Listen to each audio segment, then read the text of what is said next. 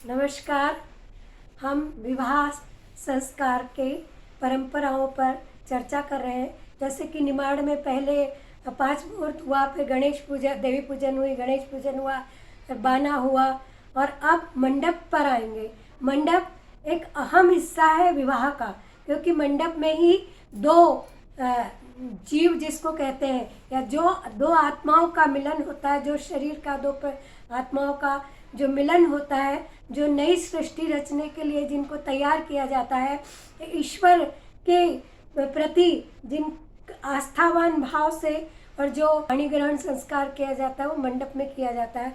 तो मंडप एक अहम भाग है विवाह का।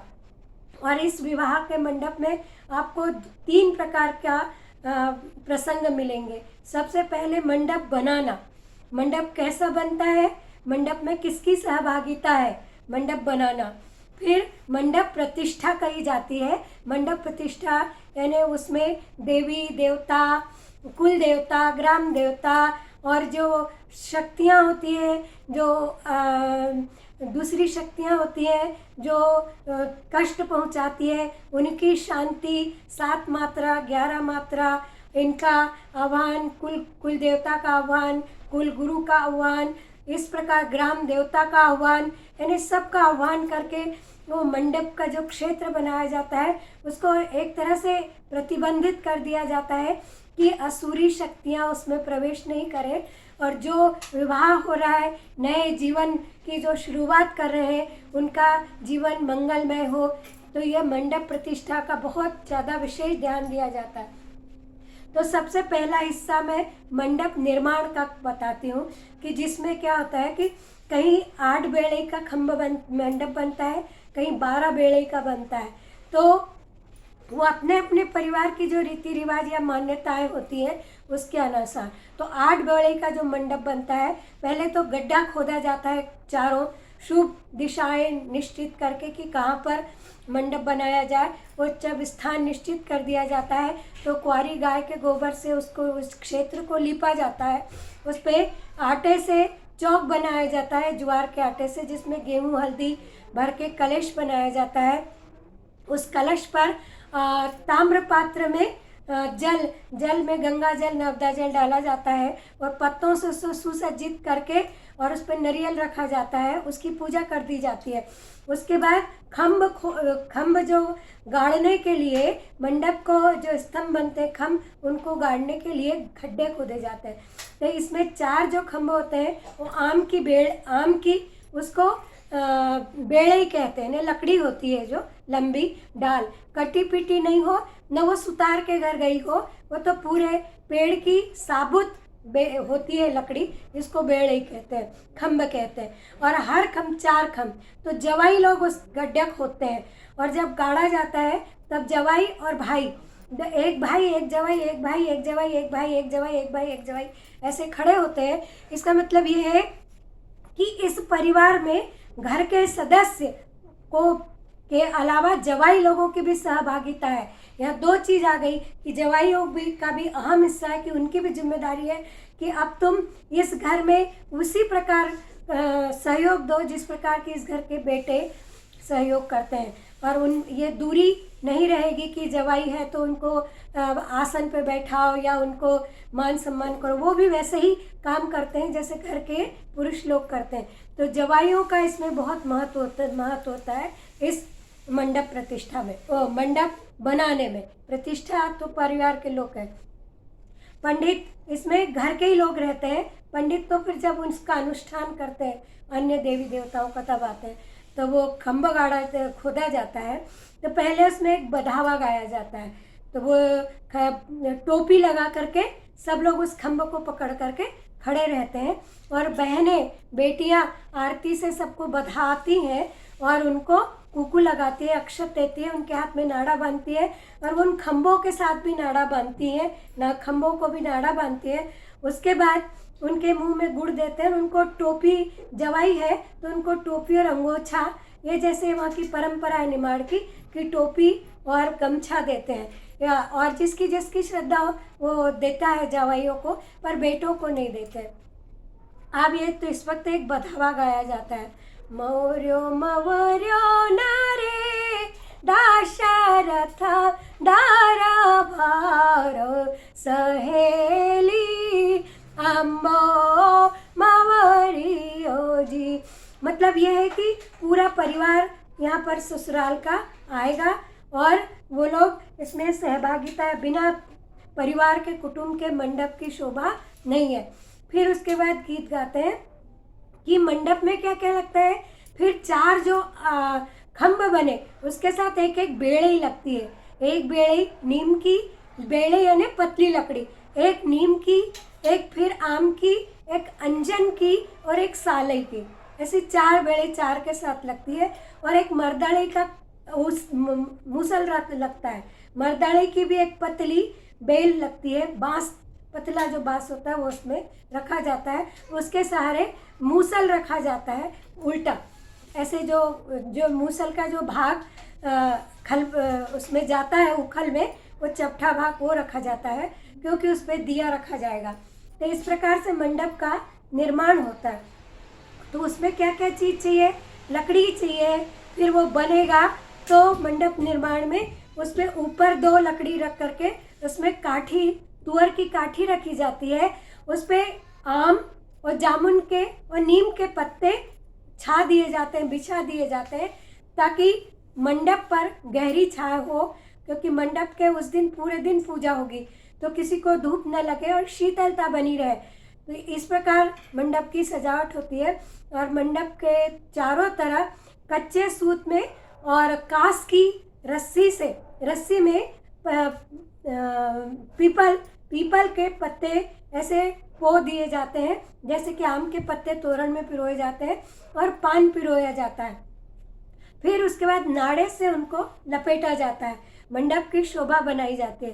तो सबसे पहले कि उसमें ये आह्वान किया जाता है और घर की महिलाएं उपकृत होती है उन वन, जंगल और डोंगर के प्रति कि तुम्हारे कारण ये हमारा मंडप का निर्माण हुआ है।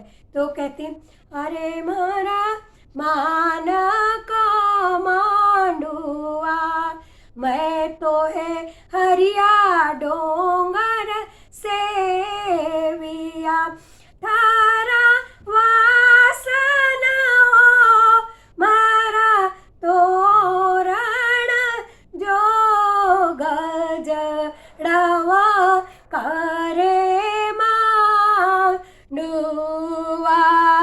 मैं तो है हरिया अम्बा से विया, मैं तो है हरिया अम्बा से विया, थारा पनड़ान हो मारा तोरण जो गजड़ावा करे मांडुआ,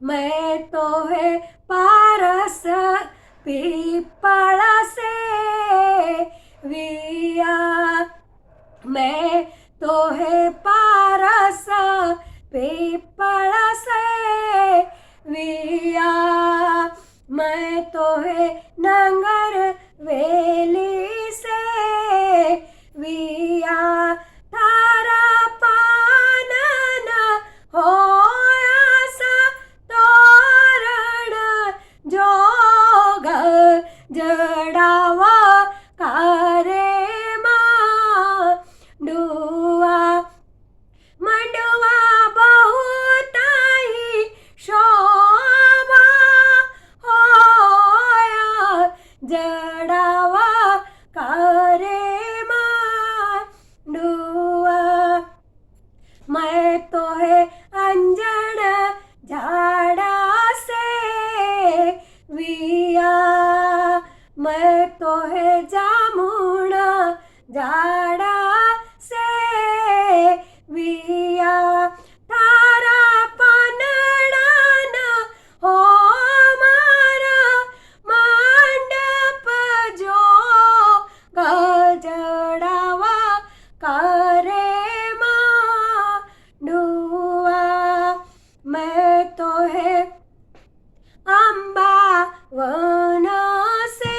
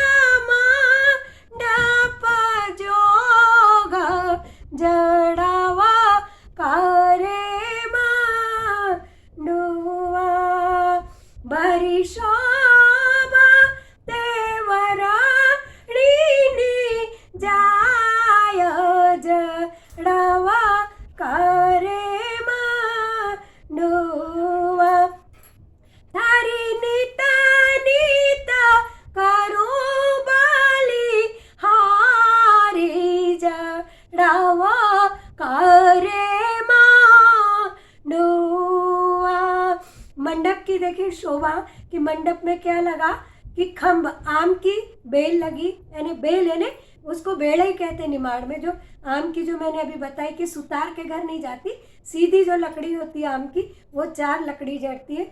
और सब लकड़ी के, एक के साथ नीम की लकड़ी लगाई जाती है, एक के साथ अंजन की, एक के साले की और एक के साथ साल की।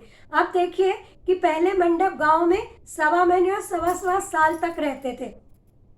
तो इनका भी गुण है कि नीम है तो वो नीम का जो शीतलता प्रदान करता है और औषधीय है। फिर सालई जो अंजन जो होता है, अंजन का ये गुण है कि उसको लकड़ी काट के भी आप ले आओ और अगर उसको जमीन में गाड़ो तो फिर से वो हरा भरा हो जाता है। ये है कि वंश का प्रतीक है। जैसे बांस है, वो वंश का प्रतीक है कि एक लगा दिया तो बढ़ता चलता है, बढ़ता चलता है, बढ़ता चलता है। इसी प्रकार अंजन वृक्ष भी वंश का प्रतीक है कि कहीं भी गाड़ दो तो वो फलने फूलने लगता है, अपने आप उसमें पीक फूट आती है, पत्तियां फूट आती है। आप उस अंजन की लकड़ी की यह विशेषता है कि अगर आप वहीं रख दोगे तो भी तीसरे दिन उसमें पत्ती आ जाएगी। तो जैसे अगर किस 7.25 साल के मंडप होते थे तो घर में वो इतना बड़ा वृक्ष हो जाता था। तो ये प्रतीक है समृद्धि का और वंश वृद्धि का। फिर पान है तो पारस पीपली, पीपल जो है, पीपल की क्यों आवश्यकता है? इसलिए आवश्यकता है कि पीपल, आपको मालूम है हम विज्ञान भी पढ़ते हैं इसके साथ। पहले तो इन चीज़ों को कैसे उपयोग में लाया था, आवश्यकता और अनुभव के हिसाब से इन वृक्षों की रक्षा की है। हम उस विज्ञान या उसका नाम नहीं जानते कि ये क्या है कि दिन में हमको ऑक्सीजन देता है कि रात में देता है कि 24 घंटा देता है, पर हमने उसको पूजनीय मान करके उसकी रक्षा की है। हमने उसका उपभोग नहीं किया, उपयोग नहीं किया, हमने उसका मान करके और उसको जीवित रखने को, उसको संरक्षण उसके करने के लिए हमने अपने मंडप में या हमारी पूजा में उसको उसकी अनिवार्यता सिद्ध कर दी कि नहीं ये हमको होना ही, पारस पीपल होना ही। तो हम उसको लगाएंगे क्योंकि हमको पारस पीपल नहीं होगा तो हमारे मंडप की शोभा नहीं होगी, मंडप की बेल नहीं चलेगी। फिर इसके बाद जंगल रोशा होता है। रोशा भी एक तांत्रिक घास है और ये औषधीय घास है। आपको मालूम होगा कि रोशिया का तेल होता है, वो बाजार में सर्वाधिक महंगा तेल, वो आज 4,000 रुपये तोला मिलता है वो तेल। तो वो उसकी भी कितनी कि उसको भी बचा के रखना है। ऐसा नहीं है कि ये वनस्पति खत्म हो जाए, उसका भी मंडप में, जब मंडप के चारों ओर सूत लपेटा जाता है और तो उसमें रोशिये की घास की बेल लपेटी जाती है ताकि जो उसमें बैठेगा, 9 युगल जो बैठेंगे, 9 दंपति, तो उनको किसी प्रकार की कोई बाहरी बाधा या व्याधि पैदा ना हो, तो वो रोशिया की रस्सी भी बांध दी जाती है। फिर सूत, कपास तो जीवन का अनिवार्य अंग है क्योंकि लज्जा, मर्यादा और शर्म, शरीर ढकने के का प्रतीक है सूत, कपास। तो कपास की भी अनिवार्यता है कि सूत लपेटा, मतलब हमको लज्जा का आवरण इस मंडप में है। इस परिवार जो दूल्हा दुल्हन बैठेंगे उनके लिए एक मर्यादा और लज्जा का आवरण भी इसमें है। इस प्रकार से सब बातों को लेकर के ये मंडप तैयार किया जाता है और मंडप के इसके इसी प्रकार के गीत है। और मंडप की एक विशेषता ये भी है, फिर इसकी आरती गाई जाती है, उसमें भी यही चीज़ है कि भाई क्या है, क्या क्या होना, कुंवारी गाय का गोबर होना ही होना है, यानी गाय जरूरी है, गाय नहीं होगी तो मंडप नहीं लिपा जाएगा। फिर उसमें दूबा, आपको जैसे कि वंश वृक्ष है, उसको बांस को वंश वृक्ष माना गया है कि बढ़ता जाता है। ऐसे दुर्वा का भी है, आपने कभी ध्यान किया होगा कि दुर्वा जो है आप लगा दीजिए, वो चलती चलती बढ़ती चलती है। इसलिए दुर्वा को भी अपने पूजा में, सब किसी की भी पूजा होगी तो दुर्वा उसमें जरूर पूजा में रखा जाएगा। तो वो दुर्वा भी एक प्रतीक है, बहू की प्रतीक मानी जाती है कि घर में बहू आई है मतलब वंश वृद्धि होगी ही। तो दुर्वा भी जरूरी है। तो जो मंडप बनता है उसमें से छोटी छोटी पिंडियाँ बना करके नाड़े से दुर्वा भी बांध दी जाती है। फिर जल आता है। फिर इसके बाद जब मंडप बनता है तो उसमें ये उसकी आरती की जाती कि आरती करूँ रे मंडवा, तू मान तू मारो ते राजवई। अरे तुम राजा के समान तेरा तू मंडप बन गया है, तो राजा के समान तेरा आदर है। पयली हो यारती बेळकीजी उत दुसारी ते मंडप छात्र आरती करू राजवै वो तो क्वारी जो गई या को गोबर मंगायो वो तो डिका दाई अंगणा लिपाओ मंडप मारो राजवै मोत्या चौक पूरा विया ओ तो रत्न को दीपकल गाओ मांडवो मारो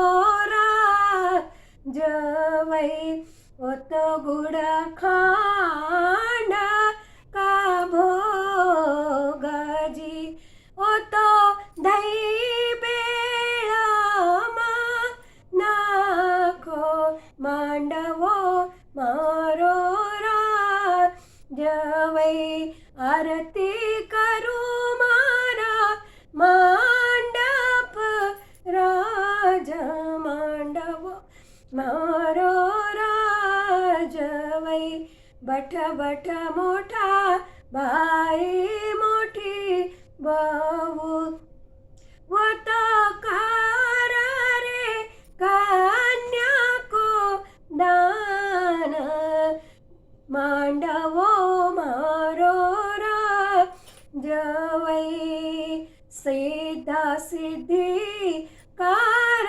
मांडवा नित लागू रे तारा पाय मांडवो मारो राजवै। मंडप में भी है कि जब गड्ढा खोदते हैं तो ऐसे नहीं कि खंबा गाड़ दिया, उसके हर गड्ढे में दही सुपारी ढेला कुकू अक्षत और जौ उसमें डाला जाता है और नाड़ा, और फिर खंबा रख करके और खंबे पर मिट्टी डाल देते हैं गहरा, फिर ऐसे चारों खंभ की पूजा की जाती है। तो यानी सभी चीज़ें, दही भी उसमें कि शांति और शीतलता का प्रतीक है दही, तो सब पूजा करके शांति करके फिर जब मंडप बनता है तो उसकी शोभा बखानी है कि तुम्हारे मंडप तुमने क्या क्या किया, तुमको हमने बनाया, तुम्हारी शोभा न्यारी है। फिर गोबर से लीपा, फिर मोती से चौक बनाया, रत्न का दिया जलाया। अब तुम्हारा क्या काम है कि तुम हमारे मोटा भाई बैठेंगे, कन्या का दान करेंगे या बेटे का मंडप करेंगे, तो तुम उनको आशीर्वाद दो और तुम फलीभूत हो। इस प्रकार मंडप ऐसे नहीं कि बना दिए, बांस के लगा दिए और उससे कोई मतलब नहीं, उसमें भी उस मंडप में देवी देवताओं का अनुष्ठान है, तो उस पूरा वो जागृत है, उसमें पूरा ब्रह्मांड समा गया है, सूर्य चंद्र से लेकर के धरा वनस्पति सब आ गए हैं। तो ये मंडप में एक प्रकार से सबकी प्राण प्रतिष्ठा है। तो मंडप का ये कर्तव्य है कि वो जो नवयुगल आएंगे या जाएगा, दूल्हा दुल्हन लेकर के आएगा, तो उनकी रक्षा करे और उनका जीवन समृद्ध सुखी और ऐश्वर्यवान और दीर्घायु करे। मंडप निर्माण हुआ तो इस समय भी, इस अवसर पर भी पूरे गांव में निमंत्रण दिया जाता है कि तो बधाई गाए जाते हैं और जो लोग आए हैं सबको तिलक करके गुड़ दिया जाता है। अब मंडप निर्माण हो गया, सब लोग आए थे, उनको गुड़पान दे दिया। अब मंडप प्रतिष्ठा, उसकी चर्चा हम अभी आगे करते हैं।